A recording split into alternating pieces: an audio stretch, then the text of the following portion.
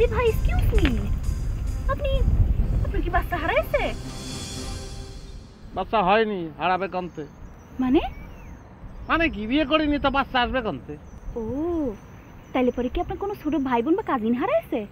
এই ফালতু কথা বলার জায়গা পান না, আমার মনটা এমনিই খারাপ। তাইলে পরে আপনি এরকম করে কাঁদতেছেন কেন এখানে বসে?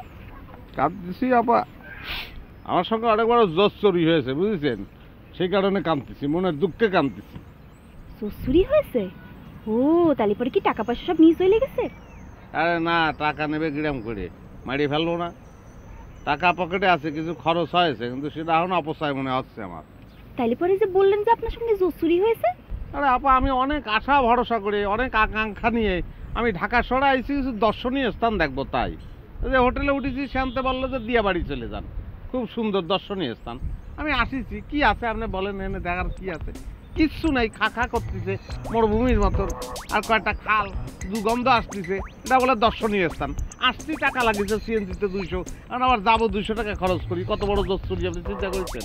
একেবারে মনের কথাটা বলেছেন ভাই। আমার বোন দুলাভাই আমাকে এটা কি বইলা ঢাকা শহর নিয়ে আসলো, বললো যে সুন্দর সুন্দর জায়গা ঘুরাবে, দর্শনীয় স্থান দেখাবে, এটা কই নিয়ে আসলো? আমার কিচ্ছু নাই, খালি। এর থেকে আমাদের গ্রাম কত